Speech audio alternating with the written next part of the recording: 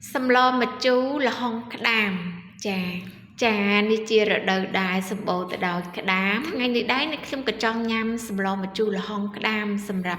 nhưng trong phơ sầm lo mà chú nơi ngày ní trà nhưng trong có chay rừng lệ chú một bộ tai mà đón trà ní có chia mà hộp trà rồi có chia sầm lo khai dương sập sạt bông ôn về bàn slo sầm lo ní ha ngành bài á bông ôn trà vậy chân bông ôn ní cứ chỉ cái đàm thò mà chia tôi tê hai đai bông ôn cái đàm này sọc nên cái nhom mà cái lâu mà mơn hai bộ sờ bộ bàn sạt rồi rồi hai cha đam bay cái mỏi bông ôn rong chăm chú nên cái nhom nằm bằng hàng chun pi kêu sắm nâng trà kêu tết đại dương phớt sầm lo mà chú cái đàm là hòn cha sầm rập cái đàm đại bo sờ bộ hai nó cứ nên cái nhom chọc tự bọc sầm rập bông ôn ót bọc bông ôn miền mà sân cờ lọc có ai cờ lọc bán cha sầm rập cái đàm bọc rụi rót nên cái nhom put trà dọc tật pi chan cha sầm rập tật pi chan ní cái đam 1 kg bông ôn cha hai ní cứ chỉ là hóng 1 kg đài chất sờ bộ rụi rót hai cha bận tập máu mà om sầm rập mà om ní cứ dừng tục bắn nước nông sầm lò nâng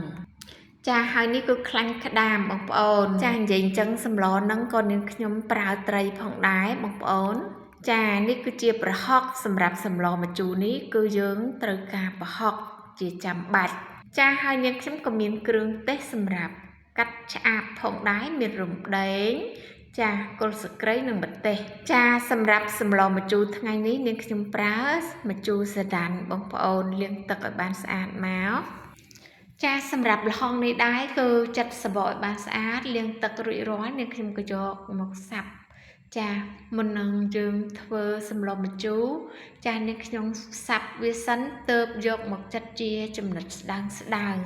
cha vậy rương là hồng bông ôn trong chất bài cho và múa cha có bài tài sầm đạp nên cái nhóm kịch hà chất đang bài ní cứ miền ruột chít ngang chiềng cha vậy trắng sầm lò mà chú cái đam ní bông ôn cho chất lại bài mệt cha hai vậy rương chật là hong đi chật to mà sẽ tu bằng hai bông ôn cha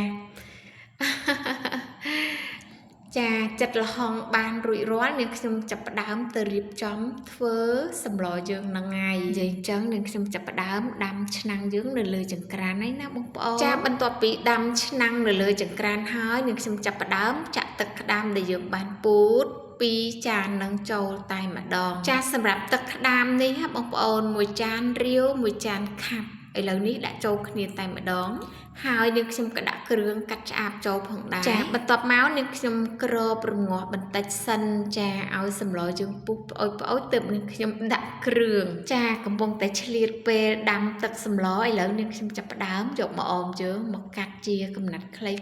ហើយសម្រាប់មកអមនេះគឺលាងទឹកបានស្អាតរួចរាល់ហើយណាបងប្អូនចាបន្ទាប់ពីសម្លយើងពុះបានមូលសាច់ក្តាមហើយនាងខ្ញុំដាក់គ្រឿងចូលតែម្ដងចាសម្រាប់អំបិលនាងខ្ញុំដាក់1 ស្ព្រាកាហ្វេស្ករស1 ស្ព្រាកាហ្វេដែរចាសម្រាប់ប៊ីចេងនាងខ្ញុំប្រើកន្លះស្ព្រាកាហ្វេ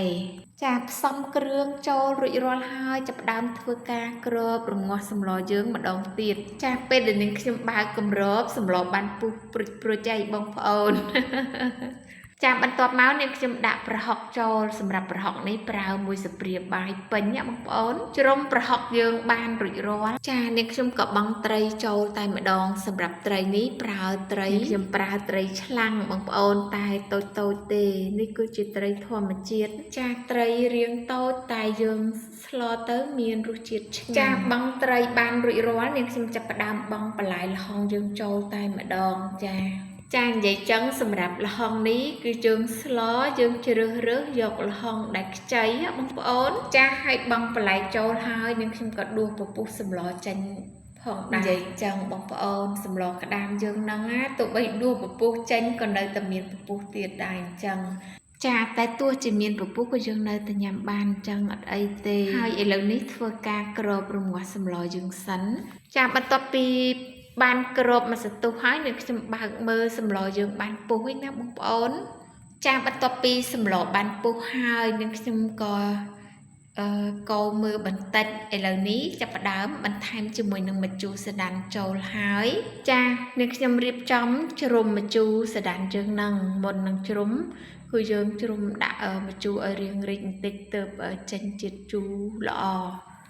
និយាយអញ្ចឹងសម្លម្ជូរក្តាមនេះបងប្អូនគឺចុះម្ជូរណាយើងដាក់ម្ជូរតិចគឺអត់ជូរទេចាដាក់រៀងច្រើនបន្តិចទៅជ្រុំម្ជូរបានរួចរាល់ចានៅសល់ខ្លាញ់ក្តាមនេះគឺយើងដាក់ក្រោយគេចាសម្រាប់ខ្លាញ់ក្តាមនេះគឺមានរសជាតិឆ្ងាញ់ណាបងប្អូនចាពេលដែលសម្លយើងបានបង់គ្រឿងជ្រុំម្ជូររួចរាល់ហើយយើងដាក់ខ្លាញ់ក្តាមនឹងចូលទៅចារងាស់បន្តិចចាពុះគ្រុកចាខ្លាញ់ក្តាមយើងក៏បានឆ្អិនដែរនឹងខ្ញុំក៏បន្ថែមជាមួយនឹង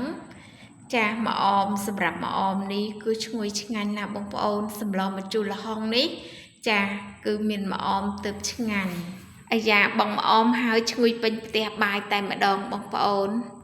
ចាត្រង់កន្លែងនេះក៏នាងខ្ញុំរងាស់សម្លយើងនឹងបន្តិចដែរពេលដែលបងខ្លាញ់ក្តាមចូលហើយសម្លពុះគ្រុកខ្លាញ់ក្តាមចាឡើងដែកលឿងពេញឆ្នាំងបងប្អូនចាសម្រាប់រសជាតិវិញគឺជូរហឹរប្រៃផ្អែមបងប្អូនចូលចិត្តរសជាតិបែបណាអាចចាដាក់តាមការចូលចិត្តទៅចាឥឡូវនេះគឺសម្លនាងខ្ញុំបានឆ្អិនហើយនាងខ្ញុំក៏ដួសដាក់ចានហើយដែរបងប្អូនចានិយាយចឹងបងប្អូនទស្សនាពីរបៀបធ្វើសម្លម្ជូរល្ហុងក្តាមនេះហើយបងប្អូនធ្វើញ៉ាំដែរទេចាសម្រាប់ការដួសសម្លដាក់ចានរួចរាល់ក៏ចាប់ផ្ដើមញ៉ាំបាយតែម្ដងសម្រាប់បងប្អូនមកញ៉ាំបាយជាមួយនឹងខ្ញុំទេចារដូវវស្សាបានចូលមកដល់លើកទី1ហើយថ្ងៃនេះគឺនាងខ្ញុំធ្វើសម្លម្ជូរក្តាមចាសម្លថ្ងៃនេះឆ្ងាញ់ញ៉ាំបាយក៏អស់រៀងច្រើនហើយនាងខ្ញុំក៏សូមអរគុណច្រើនបងប្អូនសម្រាប់ការចូលតាមដានទស្សនាវីដេអូរបស់នាងខ្ញុំតាំងពីដើមរហូតដល់ចប់ចានាងខ្ញុំក៏សូមជូនពរបងប្អូនសូមឲ្យមានសុខភាពល្អចាកុំភ្លេចជួយ like ជួយ share ជួយចុចសញ្ញាកណ្ដឹងឬក៏សញ្ញា subscribe ចាជូននាងខ្ញុំផងចាដើម្បីទទួលបាននៅវីដេអូថ្មីពីនាងខ្ញុំរាល់ថ្ងៃចាឬក៏ជួយ follow page